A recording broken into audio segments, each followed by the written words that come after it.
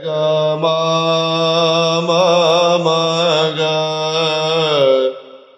म म ग रे ग रे सा।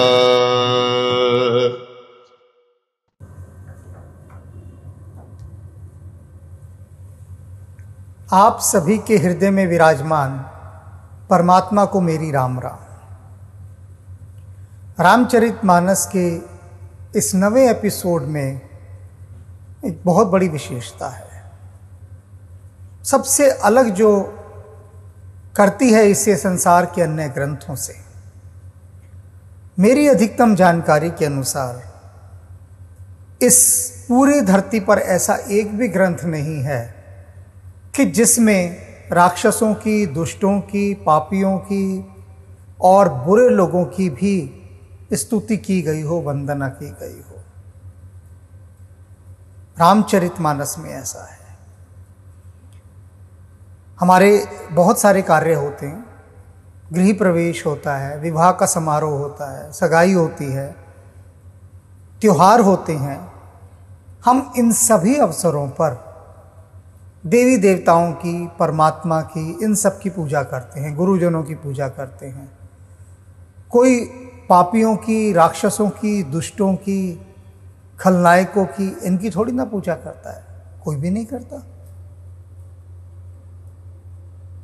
क्यों? बात सही है ना? सोचिए जरा गहरे में, कौन करता है? किसी ने भी नहीं की। करना तो दूर की बात है, कोई सोच भी नहीं सकता कि गृह प्रवेश है और हम राक्षसों की पूजा करें। लेकिन तुलसीदास जी कर रहे हैं इस ग्रंथ में। देवी देवताओं की भी की, गुरुजनों की, परमात्मा की, और उन सबसे अलग, सबसे हटकर, सबसे स्पेशल कैटेगरी की VVVIP बनाकर वो दुष्टों की और पापियों की वंदना कर रहे हैं, स्तुति कर रहे हैं। सोच रहे होंगे आप भी कि तुलसीदास जी ने ऐसा क्यों किया। चलिए एक छोटा सा प्रश्न पूछता हूं। आप देखिए, जो रामचरितमानस है ना, ये जीवन को बड़े सुखमय ढंग से, भक्तिपूर्ण ढंग से जीने की शिक्षा दे रही है। आपको लगेगा कि बहुत तुलसीदास जी ये क्या बात करने लगे बीच में, लेकिन ये बात है कि आपका जीवन बड़े सुंदर, सुचारू और सुव्यवस्थित रूप से चले। हम क्यों देवी देवताओं की पूजा करते हैं? हम कोई भी अच्छा काम शुरू करना चाहते हैं, कोई भी नया काम, क्यों देवी देवताओं की पूजा करते हैं? गणेश जी की करते हैं ना, शादी की हर कार्ड में पहले लिखा होता है निर्विघ्न, निर्विघ्न करो हमारे सारे काम पूरे। हम देवी देवताओं से कहते हैं कि हमारे मार्ग में कोई विघ्न ना आए। तो भैया विघ्न कहां से, कौन देगा विघ्न? पापी लोग देंगे, दुष्ट लोग देंगे, बुरे लोग देंगे। तो तुलसीदास जी कहते हैं उनसे भी तो मैं वंदना कर लूं, उनकी भी तो स्तुति कर लूं। जिन्होंने मेरे मार्ग में विघ्न डालनी है तो उनको भी प्रसन्न कर लिया जाए। वो भी प्रसन्न हो जाएंगे, देवी देवता भी प्रसन्न हो जाएंगे, तो सारे काम ठीक से चलेंगे। तो इसलिए इस अध्याय में अब वो संतों के बाद बुरे लोगों की, दुष्ट लोगों की, पापियों की स्तुति कर रहे हैं। बहुत गजब की स्तुति की है, व्यंग्यात्मक की है, लेकिन व्यंग्य ऐसा है कि पकड़ में नहीं आता, मुश्किल से पकड़ना पड़ता है। तो ये सिखा रहे हैं इसमें तुलसीदास जी कि हमें दुष्टों को भी प्रणाम करना चाहिए। जब ये बातें पूरी हो जाएंगी इसकी व्याख्या, तो अंत में बताऊंगा कारण इसका। तो शुरू करते हैं, चलिए। पर अकाज लग तनु पर हरही, जिमि हिम उपल कृषि दल गरही, बंदऊ खल जस शेष सरोसा, सहस बदन बरनई पर दोसा। अब देखिए, सबसे पहले वो दुष्ट व्यक्तियों की तुलना किससे कर रहे हैं? आप देखो, भगवान शेषनाग से। कहते हैं जो दुष्ट लोग हैं इनको मैं भगवान शेषनाग के समान इनकी स्तुति कर रहा हूं, भगवान शेषनाग के समान। शेषनाग कौन है? क्षीर सागर में जिनके ऊपर भगवान विष्णु शयन करते हैं। सहस्रमुख शेषनाग के 1000 मुख बताए गए। तो वह 1000 मुखों वाले जो भगवान शेषनाग हैं, कहते मैं उनके समान दुष्टों को समझता हूं, क्योंकि ये दुष्ट भी 1000 मुखों वाले हैं। और उन 1000 मुखों से क्या करते हैं? सहस बदन बरनई पर दोषा। पर दोषा, पर माने दूसरे के, दोषा माने अवगुण दोष। उन 1000 मुखों से दुष्ट व्यक्ति क्या करते हैं? दूसरे लोगों के दोषों को, अवगुणों को गाते फिरते हैं, दूसरों की निंदा करते फिरते हैं, दूसरों का दुष्प्रचार करते फिरते हैं, सज्जनों का, साधुओं का, उनके बारे में बुरी बुरी बातें कहते हैं अपने उन 1000 मुखों से। अब 1000 मुख कैसे हुए? कि एक दुष्ट ने दूसरे को कहा, दूसरे ने तीसरे को कहा, अफवाहें फैलाना। माहिर होते हैं ये लोग, किसी भी भले आदमी के लिए ऐसी अफवाहें फैला देंगे कि लगने लगेगा कि वो तो आदमी इतना दुष्ट है और पापी है। और वो पापी लोग ये अफवाहें फैला देते हैं 1000 मुखों से। और क्या करते हैं? अब इसकी शुरुआत की पंक्ति, पर अकाज लगी तनु परिहार ही, दूसरे का काम बिगड़ जाए। किस तरह से वो दूसरे का काम बिगाड़ें, और उसके काम बिगाड़ने के लिए चाहे उनको खुद मरना पड़े, सच में अपना सब कुछ नष्ट कर देना पड़े, फिर भी वो दूसरे का आदमी का काम बिगाड़ के छोड़ते हैं। अपना सर्वनाश करके भी वो दूसरे का नाश करते हैं। कैसे? बड़ी गहरी विशेषता है इन संतों की। कोई भी संत ले लीजिए, रैदास, सूरदास, कबीरदास, फरीद, दादू, मीरा, तुलसी, उदाहरण देते हैं समझाने के लिए। और उदाहरण भी कहां से? दैनिक जीवन से ला, डेली लाइफ से। ऐसे उदाहरण जो आप तत्काल सीधे सीधे बात आपके भीतर उतर जाए, ऐसे बड़े उदाहरण, सार्थक उदाहरण। अब इसमें उन्होंने क्या कहा है कि जो बुरे लोग होते हैं, पापी लोग होते हैं, आपके हर काम को बिगाड़ने की कोशिश करेंगे, और ऐसे बिगाड़ने की कोशिश करेंगे कि चाहे इसमें इनका अपना भी सब कुछ, खुद भी मर जाए, अपना, अपने परिवार का, सबका नाश कर दें, कोई चिंता नहीं, आपका बुरा होना चाहिए। लेकिन और कैसे करते हैं ये? जिमी जैसे जिम हिम उपल कृषि दली करही, ओले पड़ते हैं ना, उपल, ओले पड़ते हैं आसमान से। जब ओले पड़ते हैं तो क्या करते हैं? पूरी कृषि, सारी फसल को नष्ट कर देते हैं। ओलावृष्टि, ओले के गिर, कहते हैं ना सिर मुड़ाते ही ओले पड़े। ओला गिरना माने विनाश का प्रतीक। जितनी खड़ी फसल होती है, सब्जियां हैं, फल हैं, सबको नष्ट कर देते हैं।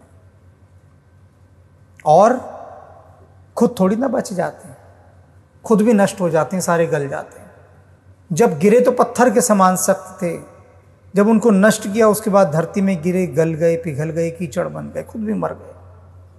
तो जैसे ओला फसल को तो नष्ट करता ही करता है, खुद भी नष्ट हो जाता है, इस तरह से ये बुरे लोग होते हैं जो दूसरे का काम बिगाड़ने के लिए अपने शरीर तक का नाश कर देते हैं, किसी को सुखी नहीं देख सकते।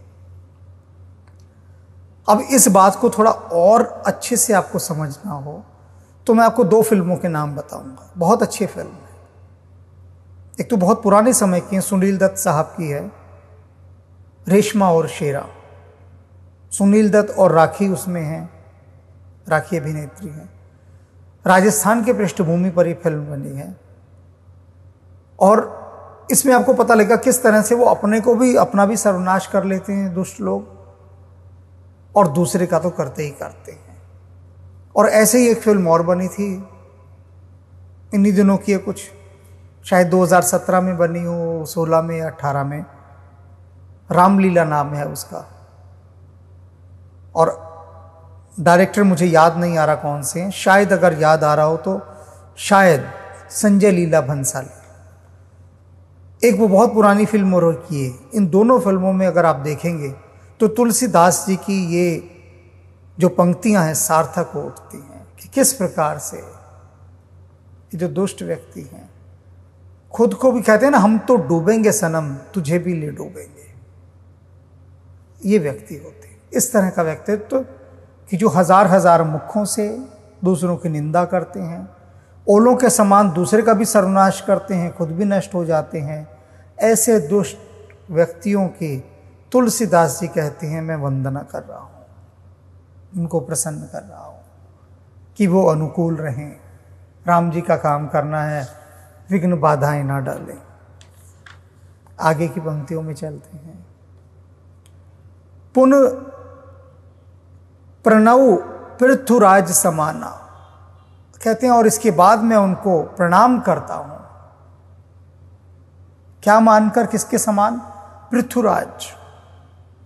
पृथु एक राजा हुए हैं, प्राचीन काल के राजा, अति प्राचीन काल के। कहते हैं मैं पृथु राजा के समान इनकी वंदना करता हूं। अब देखिए, दुष्टों को भी जो वे उपमान दे रहे हैं लाकर, जिससे उनकी तुलना कर रहे हैं, महान से महान व्यक्तियों के साथ उनकी तुलना कर रहे हैं, सामने स्थापित कर रहे हैं और बता रहे हैं कि अपने जिन गुणों के लिए वो महान व्यक्ति प्रसिद्ध हुए, उन महान व्यक्तियों के समान ही ये उन्हीं गुणों को अवगुणों के समान लेकर आगे जाते हैं। जैसे शेषनाग सहस्त्रमुख हैं, अभी अपने उन 100 मुखों से लोगों की निंदा करते हैं। मतलब की बात देखिए, इतना रस है इनका निंदा में, दूसरों की करने में। और अब यहां कहते हैं कि मैं उनको पृथु राजा के समान समझता हूं। पृथु राजा क्या थे? इनको संसार का सबसे पहला राजा माना गया है, पृथु को। उससे पहले क्या होता था कि जिसको जहां जमीन मिली उसने घर बनाया, रहना शुरू कर दिया, अपनी झोपड़ी बनाई। जिसका जहां मन किया उसने वहां रहना शुरू कर दिया। तो इन्होंने सबसे पहले, पृथु ने शासन व्यवस्था का आरंभ किया। गांव बनाए, नगर बनाए, राज्य बने, व्यवस्था बनी, सेना बनी, रक्षक बने। तो इन्होंने एक व्यवस्था को जन्म दिया, एक सीमा रेखाएं बनाई कि भाई ये गांव होगा, इसके बाद तुम खेती करोगे, फिर दूसरा गांव होगा, तीसरा गांव होगा। इस तरह से गांव गांव बसे, फिर नगर बसा। तो ये जो शासन व्यवस्था है सारी की सारी, सिस्टम सारा का सारा, वो सिस्टम जो डेवलप किया वो पृथु ने किया, एक व्यवस्था को जो जन्म दिया। तो इनको पहला सर्वप्रथम राजा माना जाता है। तो कहता है मैं इनको पृथु राजा के समान मानकर इनको प्रणाम करता हूं। और क्या विशेषता थी इनके पृथु राजा की कि इन्होंने 10,000 कान मांगे थे ऋषि मुनियों से। पुनि प्रणव पृथुराज समाना, पर अग सुनई सहस 10 काना। ऋषि मुनियों की बड़ी सेवा करते थे। तो ऋषि मुनियों ने कहा बताओ भाई मांगो, क्या मांगते हो? तो उन्होंने कहा जी महाराज कुछ नहीं, प्रसन्न हैं तो मुझे वरदान दीजिए कि मुझे 10,000 कान प्राप्त हो जाए। Years, 10,000 years. ईयर्स माने कान। तो ऋषि मुनियों ने कहा अरे 10,000 कानों का क्या करोगे? 2 बहुत नहीं है कान भगवान ने दिए। तो उन्होंने कहा नहीं, मुझे भगवान की जो कथाएं सुनने में जो रस आता है वो इन 2 कानों से पर्याप्त ही नहीं होता। I am not satisfied with this type of 2 years. 10,000 कान चाहिए। 10,000 कानों से मैं भगवान की स्तुति सुनना चाहता हूं। तो आप मुझे 10,000 कान दे दीजिए। थोड़ा सा ठहरना पड़ेगा, समझना पड़ेगा 10,000 कानों को।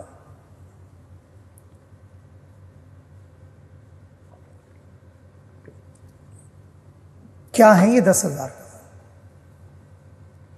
भगवान महावीर कहते हैं श्रावक होना, द बेस्ट लिसनर।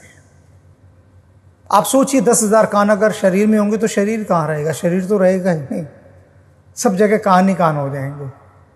तो क्या ये कान होना कि आपका पूरा अस्तित्व, आपकी पूरी होल बॉडी एक लिसनिंग पॉइंट बन जाए, लिसनर्स हो जाएं आप, बेस्ट लिसनर। आप सिर्फ सुनने वाले रह जाएं, शरीर की कोई और इंद्री ना बचे, सिर्फ सुनना ही रह जाए। अभी मैं बोल रहा हूं, आप सुन रहे हैं, बड़ी साधारण सी बात है। ये सुनना नहीं हो रहा। सुनने के लिए तो भगवान महावीर के शब्द को समझना होगा। श्रावक, समझना भी नहीं बल्कि जीना होगा। श्रावक बहुत उच्च कोटि का शब्द है, बहुत उच्च कोटि का। भगवान बुद्ध, भगवान महावीर ये सब कहते थे कि अगर आप एक अच्छे श्रावक हो जाएं तो भी आप ज्ञान को उपलब्ध हो सकते हैं। कोई साधना, कोई तपस्या, कुछ करने की आवश्यकता नहीं, एक अच्छे सुनने वाले हो जाएं। तो अच्छे सुनने में क्या होता है कि आपकी पूरी चेतना, आपका पूरा अस्तित्व, आपका पूरा रोम रोम केवल सुनना हो जाता है। आप सिर्फ सुनते हैं। जैसे कि एक बहुत बड़ा खाली हॉल हो, उस हॉल में आवाज गूंजती हो, गहरा सन्नाटा हो और सिर्फ वही शब्द गूंजता हो। अभी हम सुनते थोड़ी ना है। अभी जैसे मैं बोल रहा हूं तो आप आस पड़ोस की भी आवाजें सुन रहे होंगे, टेलीफोन की घंटी बजेगी वो भी सुन रहे होंगे, घर की घंटी बजेगी, किसी ने पुकारा, रसोई में बर्तन गिरा, 10 ध्वनियां 10 प्रकार की इधर उधर, दाएं बाएं, ऊपर नीचे, आगे पीछे, सब जगह से आएंगे और सब जगह से आप सुनेंगे। तो सुनना नहीं हुआ वो, क्योंकि चेतना बट गई है कई खंडों में। जब आप सुनने वाले होते हैं तो सिर्फ आपका समस्त चैतन्य केवल सुनता है। जैसे अर्जुन को सिर्फ चिड़िया की आंख दिखाई दी थी, बाकी सब चीजें आउट ऑफ फोकस हो गई थी, सब धुंधली पड़ गई थी। तो ये मैंने यहां इस शब्द की व्याख्या की है कि 10,000 कान क्या है, क्योंकि कुछ बुद्धिजीवी लोग, ये सब कोड्स में बात कही गई है, सिंबॉलिक वे में, सांकेतिक भाषा। तो बहुत सारे लोग जो बुद्धि के तल पर जीते हैं, कलात्मक नहीं है, साहित्य की समझ नहीं रखते, वे कहते हैं ये क्या व्यर्थ की बातें की गई हैं कि 10,000 कान हो जाए, ऐसा कभी हो सकता है क्या? पर ये प्रतीकात्मक चीजें हैं, उनको डिकोड करना पड़ता है। तो ये इसका मतलब है 10,000 कान होने का। अब कहते हैं कि जो दुष्ट लोग हैं ये भी 10,000 कान मांगते हैं भगवान से, तो मैं इनको राजा पृथु के समान नमस्कार करता हूं। पर ये किस लिए मांगते हैं भाई? इनको क्या करना है? राजा पृथु को तो भगवान की कथाएं सुननी थी, इन्हें क्या करना है? पर अघ सुनई, पर अघ दूसरे के पाप सुनने हैं, दूसरे की निंदा सुननी है। इनको 10,000 कान क्यों चाहिए कि हजार हजार लोगों से सुननी है दूसरों की निंदा। पर अघ, संसार में ऑफिस ही है, सब जगह संसार चल रहा है तो ऑफिस से ही चल रहा है ना। हर ऑफिस है तो ऑफिस में बॉस भी है, एक बॉस, 2 बॉस, 3 बॉस, 4 बॉस, एक का बॉस एक, दूसरे का बॉस एक। जैसे गुड़िया होती है ना, एक लकड़ी की गुड़िया, बड़ी सी जापानी गुड़िया या पता नहीं कौन सी बड़ी गुड़िया होगी, इतनी बड़ी, उसके अंदर फिर एक छोटी गुड़िया, फिर एक छोटी गुड़िया, फिर एक छोटी गुड़िया, सब उसके अंदर समाई होती है। ऐसे एक संस्था के अंदर बहुत सारे बॉस होते हैं, एक बॉस, 2 बॉस, और हर बॉस के पास उसके गीत गाने वाले भी होते हैं। मैंने अच्छे शब्द का इस्तेमाल किया है, गीत गाने वाले। दूसरे शब्दों में कहूं, एक चालू बोलचाल की भाषा में, तो उसके चमचे चारों तरफ होते हैं। मेरे पास कुछ लोग थे इस तरह के जो अपने बॉस के खास चमचे हुआ करते थे। उन्होंने मुझे बताया, क्योंकि मेरे पास आके ज़्यादातर लोग ईमानदार हो जाते हैं, उन्हें लगता है कि मुझसे क्या छुपाना, तो मुझे अपने दिल की बात कह देते हैं। तो उन्होंने कहा कि हम अपने बॉस को बड़ा बेवकूफ़ बनाते हैं। मैंने कहा कैसे भैया? कहते हम क्या, हमारे टाइप के वो सारे लोग जो बॉस के चमचे हैं, उनको पता होता है बॉस किससे खार खाता है, किससे जलता है, किससे नफरत करता है। तो बस हम अपने बॉस को उसकी बुराइयां करने लगते हैं कि बॉस आपके बारे में वो ये कह रहा था ये बॉस तो पागल है, ये तो सिर फिरा है, इसकी शक्ल देखो बंदर जैसी है, या इत्यादि इत्यादि इत्यादि। तो बॉस कहता है अच्छा और क्या क्या कह रहा था मेरे बारे में। अब वो 10,000 कान दूसरे की बुराइयां सुनने में। फिर वो जो बॉस के चमचे होते हैं वो और बताते हैं कि बॉस वो तो इतना बुरा आदमी है, वो ऐसा है, वो काम नहीं करता, दफ्तर में आता है सो जाता है, देर से आता है, ऑफिस का सामान चुरा कर ले जाता है, यानी जितनी प्रकार की निंदा होती है। ये सारी सांसारिक बातें तुलसीदास जी बता रहे हैं। सारी सांसारिक बातें क्यों बता रहे हैं? कि हमारी समझ बढ़े, हमें लगे कि अगर हम ऐसे बुरे व्यक्ति बनते जा रहे हैं तो हम उससे बचें। ये इसलिए बता रहे हैं तुलसीदास जी। ये दर्पण दिखा रहे हैं हमें हमारी बीमारी दिखा रहे हैं, उसका एक्सरे करके, अल्ट्रासाउंड करके या और बाकी टेस्ट करके। ये जो पंक्तियां हैं रामचरितमानस की, पूरी लेबोरेटरी है, प्रयोगशाला, जहां आपका ब्लड नहीं टेस्ट हो रहा, आपकी आत्मा टेस्ट हो रही है। तो समझना है इस बात को गहराई से। तो इस तरह से जो लोग होते हैं वो पर अग सुनाई सहस दस काना, दूसरे की निंदा बड़े रस के साथ सुनते हैं, 10,000 कानों के साथ। इसलिए तुलसीदास जी उनको नमस्कार करते हैं, क्योंकि तुलसीदास जी की भी बहुत निंदा करेंगे उनके विरोधी, भड़काएंगे उच्च लोगों को जाके, तो वे उच्च लोग ना भड़कें, समझें, अनुकूल रहें, प्रतिकूल ना हो, इसलिए वो वंदना करते हैं। अब आगे क्या कहते हैं? बहोरी सक्र सम बिनहु तेहि, संतन सुरान्य के हित जेहि। कहते हैं मैं इंद्र के समान, उन दुष्ट लोगों को इंद्र के समान मानकर उनकी वंदना करता हूं। क्यों? क्योंकि इंद्र की जो सेना होती है वो उसके लिए, सुर कहते हैं ना इंद्र को, तो इंद्र की जो सेना होती है जैसे उसके लिए सहायक होती है, वैसे राक्षसों के लिए इनकी जो सुरा है, सुरा इंद्र के संबंध में इस्तेमाल हुआ है उसकी सेना के रूप में, राक्षसों के संदर्भ में प्रयोग हुआ है, दुष्टों के संदर्भ में मदिरा के रूप में, अहंकार की मदिरा, नशे की मदिरा, शक्ति की मदिरा, कि वो उस अपनी शक्ति की मदिरा में सबका सर्वनाश करने पर उतारू हो जाते हैं, किसी को तपस्या नहीं करने देते। आपने देखा होगा इंद्र की कथाएं कि कोई भी ऋषि मुनि तपस्या कर रहा है, कोई भी, तो सबसे पहले इंद्र का सिंहासन डोलता है और इंद्र उसकी तपस्या भंग करने के लिए अपनी सेना को भेज देता है। बहुत सारे हथियार हैं इंद्र के पास। इंद्र को बड़ी घबराहट होती है कोई तपस्या कर रहा है। इसी प्रकार से जो दुष्ट लोग होते हैं, अगर आप बहुत अधिक कुछ क्रिएटिव काम कर रहे हैं, ऐसा काम कर रहे हैं जिससे आपका नाम हो रहा है, आगे बढ़ रहा है, तो उन लोगों को तकलीफ शुरू हो जाती है और वो आपको कष्ट देना शुरू करते हैं। तो कहते हैं मैं इसीलिए उनको इंद्र के समान मानकर उनकी वंदना कर रहा हूं, उनकी पूजा कर रहा हूं, कि यदि भूल चूक से, गलती से मेरी कहीं प्रसिद्धि होने लगे तो उनके मन में विकार ना आए, वे मेरे प्रतिकूल ना हो, ऐसी मैं उनसे विनती कर रहा हूं। पूरा सामाजिक मनोविज्ञान का खांचा खींच के रख दिया है तुलसीदास जी ने। आगे देखिए, बचन वज्र जेहि सदा पियारा। क्या बात कही है, कमाल की बात है।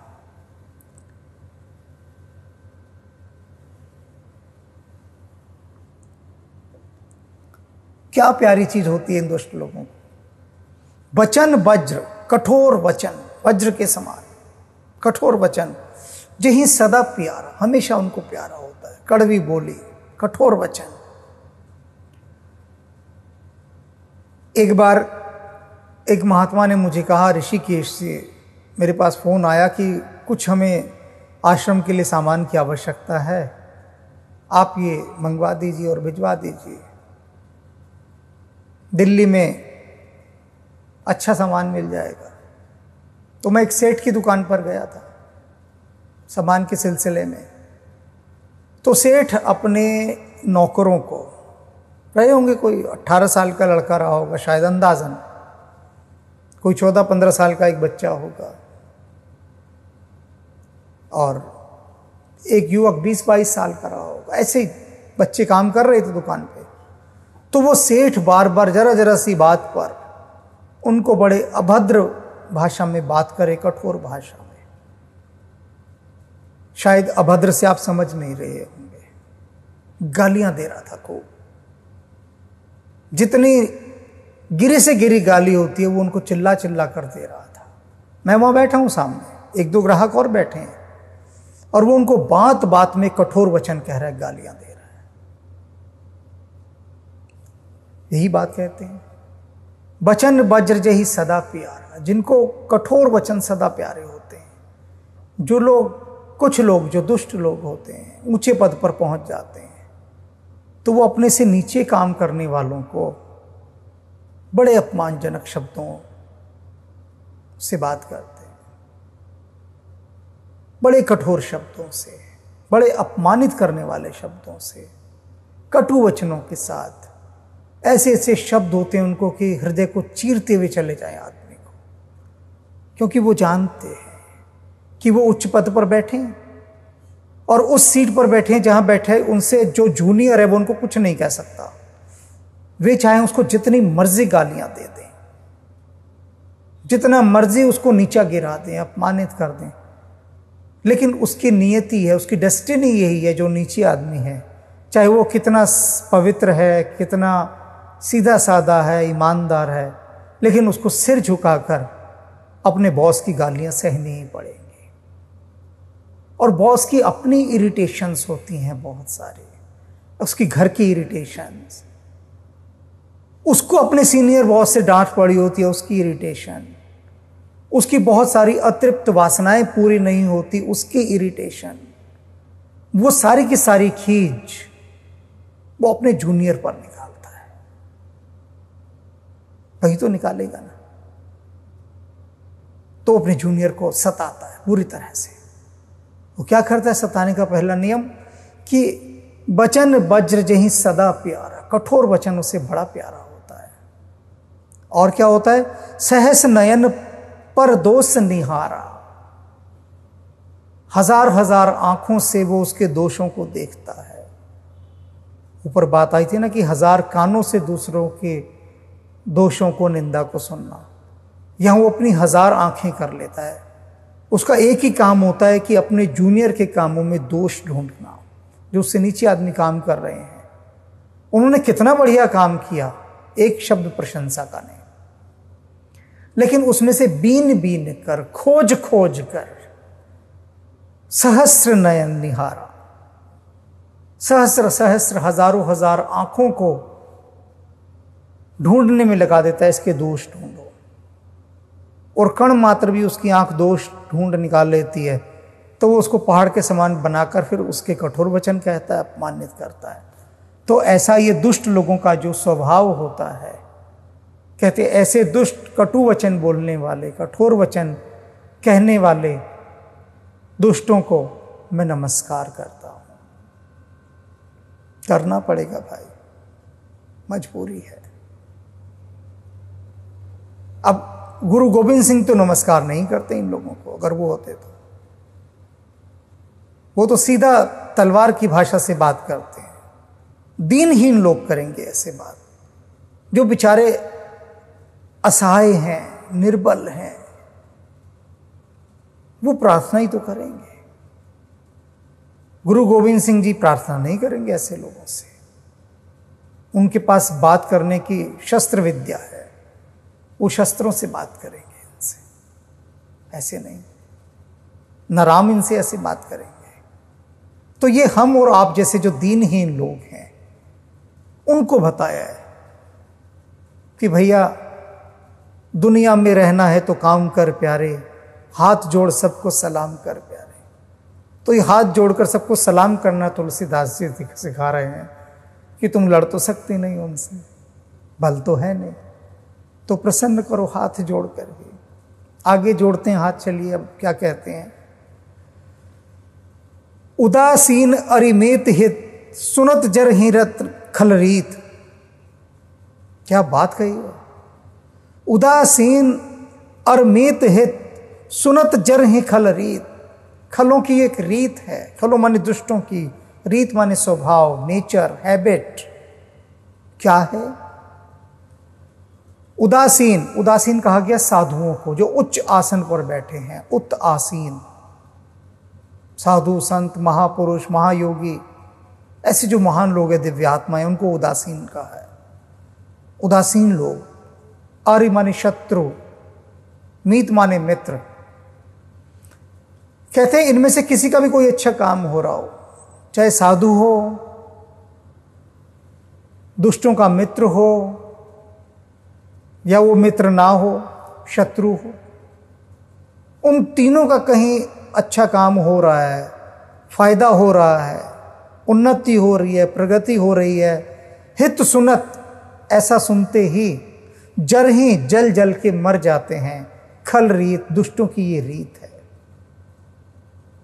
देखो क्या मनोवैज्ञानिक एक्सरे इन्होंने खींचा है तुलसीदास जी। जेलसी,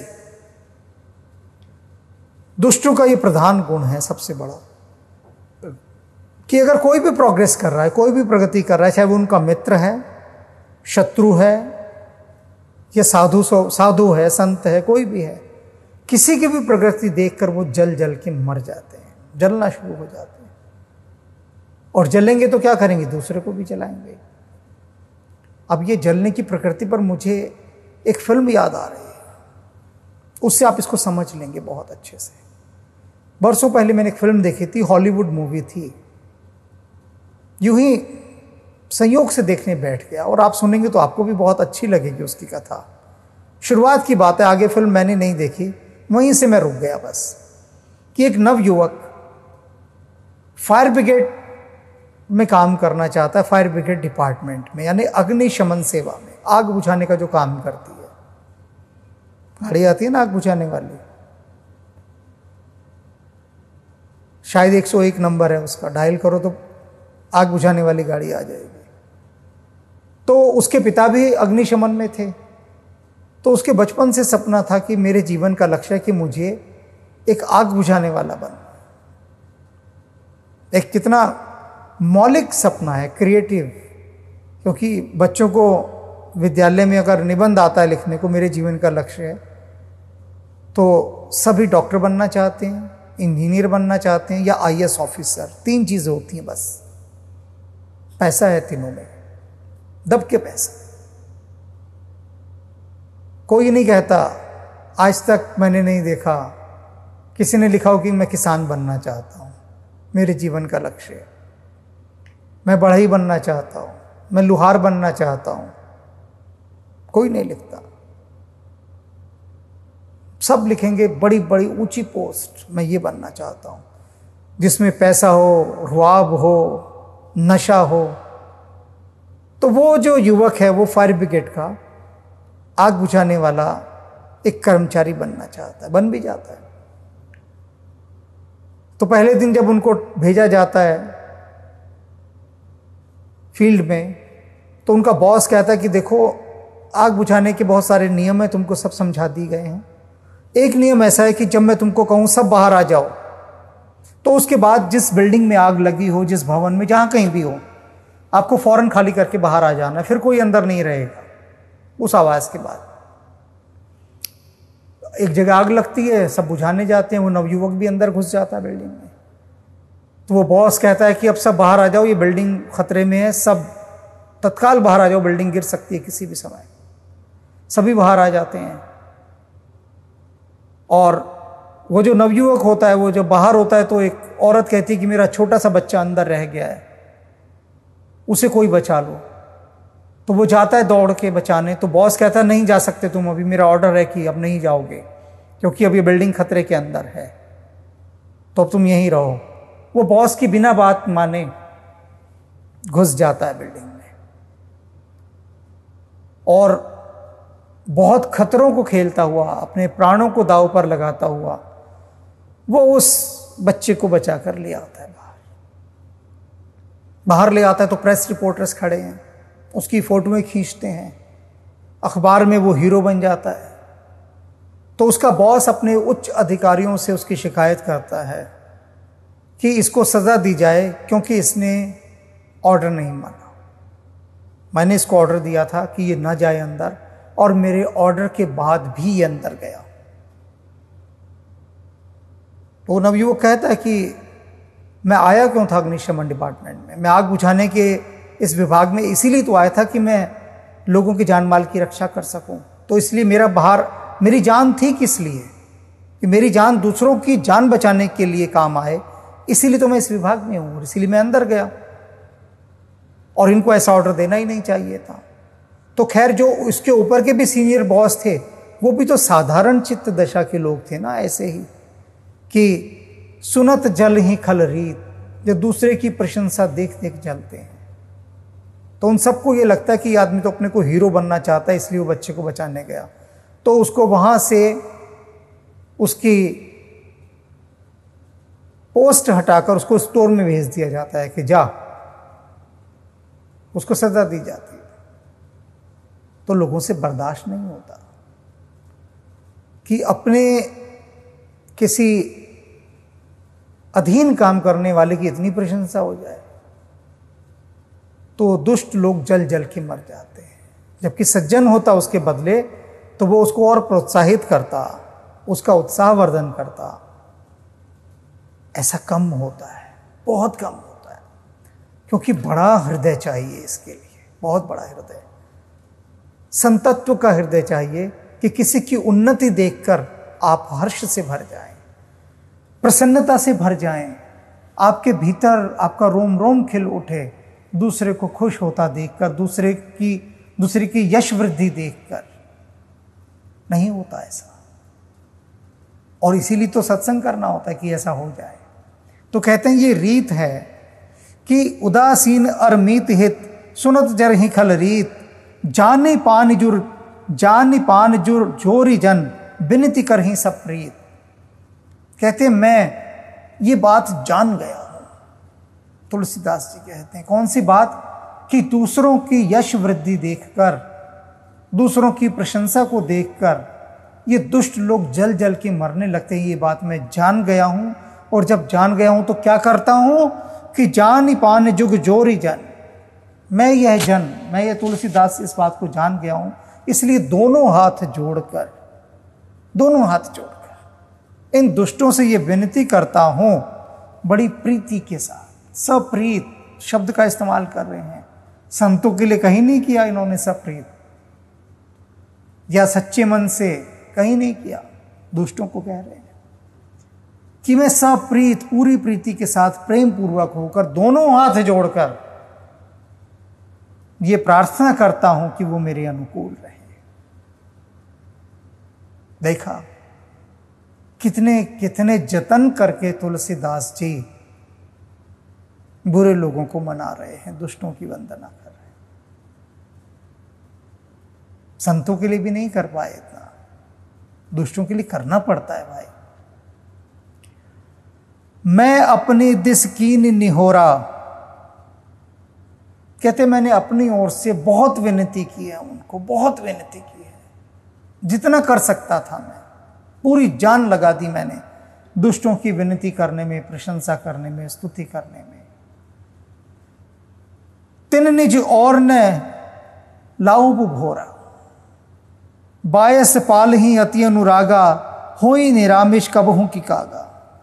कहते लेकिन तिन निज और ने लखहूं घोरा, लेकिन वो फिर भी अपनी ओर से जरा सा भी नहीं झुकेंगे। मैंने इतनी वंदना की, इतनी स्तुति की, इतने गीत गाए, इतने हाथ जोड़े, इतने पैर पड़ा हूं दुष्टों के, लेकिन कहते मैं जानता हूं जब भी उनको मौका मिलेगा तो मुझे सताने से वो चूकेंगे नहीं।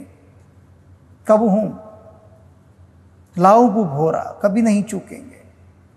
मौका मिलना चाहिए बस उनको मुझे सताने का, और वो चूकेंगे नहीं। बायस पाल ही अति अनुराग, कहते कैसे उदाहरण दे रहे हैं, देखिए उदाहरण कैसे कि अति अनुरागा बायस पाली।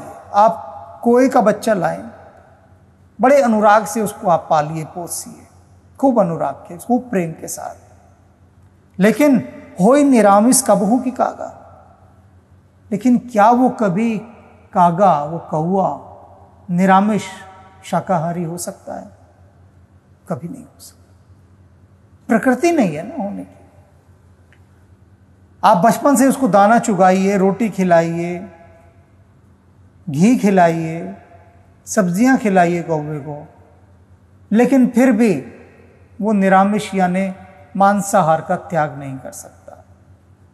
उसी तरह से कहते हैं इन दुष्टों को कितनी वंदना करो, कितनी स्तुति करो, कितना मनाओ, लेकिन मौका पड़ने पर ये आपको खाने से बाज नहीं आएंगे, आपका खून पीने से बाज नहीं आएंगे, आपको नुकसान पहुंचाने से बाज नहीं आएंगे।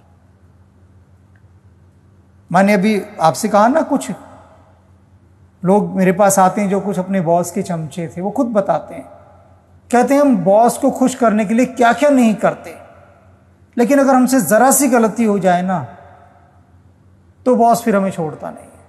वो सब भूल जाता है कि सारा दिन तो मेरी चापलूसी करते रहते हैं, कहता है वो सब भूल जाता है। और उसके बाद जो हमारी उतारता है, जो हमारी बेइज्जती करता है, जो हमें डांटता है, जो झाड़ता है, जो फटकारता है, कहते कोई फर्क नहीं पड़ता उसको। तो यहां तो तुलसीदास जी कह रहे हैं कि कोई उनको कितना भी प्रेम पूर्वक रहे उनके प्रति, उनको बिल्कुल नुकसान ना पहुंचाए, कुछ ना करे, सदा हाथ जोड़े खड़ा रहे, दीनहीन बना रहे, फिर भी ये दुष्ट लोग उनको सताने से बाज नहीं आते। मौका मिलना चाहिए, बस चूकेंगे नहीं। तो अब ये सारा तमोगुणी दर्शन यहां पर तुलसीदास जी ने प्रकट कर दिया कि संसार में इस वृत्ति के लोग हैं।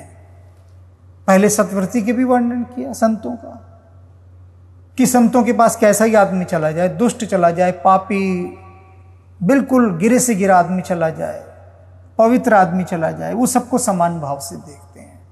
और दुष्ट और सज्जनों के मन में किसी का अहित होता ही नहीं है, किसी का अहित नहीं करते, वो सबके लिए प्रेम पूर्वक रहते हैं। तो वो सज्जनों के गुण बताए। अब यहां पर वो दिखा रहे हैं कि दुष्ट लोग कैसे, कि किस तरह से वो संसार को सताते हैं, पीड़ा पहुंचाते हैं और उसमें सुख का अनुभव करते हैं। तो इसलिए उन लोगों को मैं नमस्कार करता हूं। आप सबको भी करना चाहिए, आप सबको भी। एक व्यक्ति ने मुझे अपनी समस्या बताई कि मेरा पड़ोसी है, मेरे से रोज लड़ता है। वो कहता है तू यहां गाड़ी पार्क नहीं करेगा, ये मेरी पार्किंग की जगह है।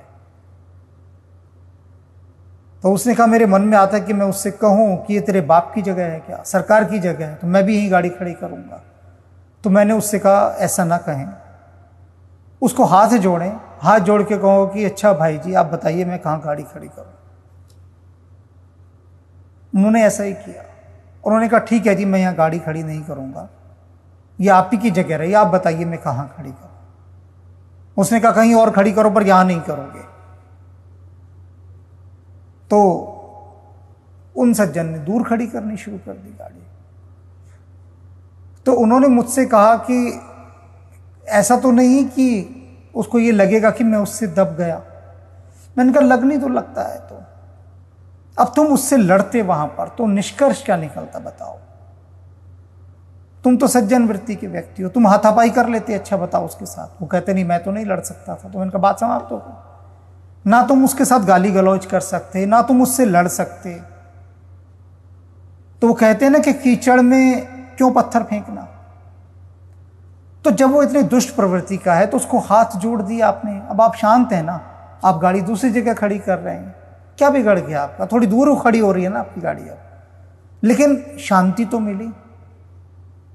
वो व्यक्ति जो आपके साथ दुष्टता कर सकता था वो शांत हो गया, आपने हाथ जोड़ दिए। तो यदि आप निर्बल हैं, आपके पास शक्ति नहीं है, तो तुलसीदास जी का ये मार्ग सबसे उपयुक्त है कि दुष्ट लोगों को प्रणाम करके चलिए। तो प्रणाम।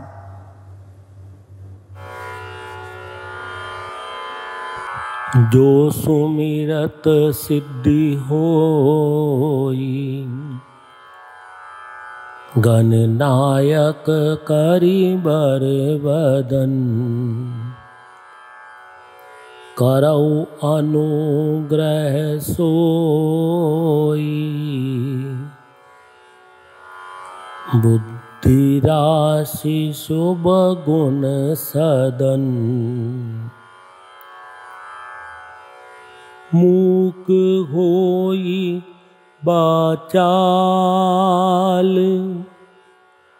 पंगु चढ़ई गिरिवर गहन, जासु कृपा सो दयाल, द्रवहु सकल कलिमल दहन। नील सरोरु श्याम, तरुण अरुण बारिज नयन, करौ सो मम उरधाम, सदा क्षीर सागर शयन। कुंद इंदु समदेह, उमा रमण करुणायन,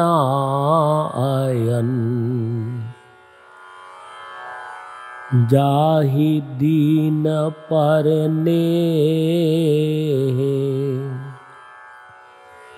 करहु कृपा मर्दन मयन। बंदौ गुरु पद कंज, कृपा सिंधु नर रूप हरि, महामोहतम पुंज, जासु वचन रवि कर निकर। जथा सुअंजन अंजिद्रग, साधक सिद्ध सुजान, कौतुक देखत शैल बन, भूतल भूरि निधान। सुनि समुझई जन मुदित मन, मज्जई अति अनुराग, लहई चारि फल अछत तनु, साधु समाज प्रयाग। बंदौ संत समान चित, हित अनहित नहीं कोई, अंजलिगत शुभ सुमन जिमि, सम सुगंध कर दोई। संत सरल चित जगत हित, जानि सुभाउ सनेहु, बाल विनय सुनि करी कृपा, राम चरण रति देहु। उदासीन अरिमीत हित, सुनत जरई खलरीति, जानी पानी जुग जोरी जन, विनती करई सपरीति।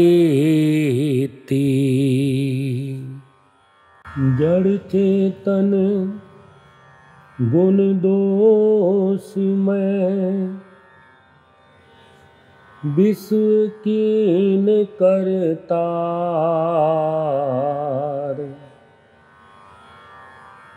संत हंस गुण गही पै, परिहरि बारी विकार। जड़ चेतन जग जीव जत, सकल राम मैं जान। बंदहु सबके पद कमल, सदा जोरि जुग पान। देव दनुज नर नाग खग, प्रेत पितर गंधर्व। बंदौ किन्नर रजनिचर, कृपा करऊं अब सर्व। भाग छोट अभिलाषु बड़, करऊं एक विश्वास। पैहै सुख सुनि सुजन सब, खल करे हई उपहास।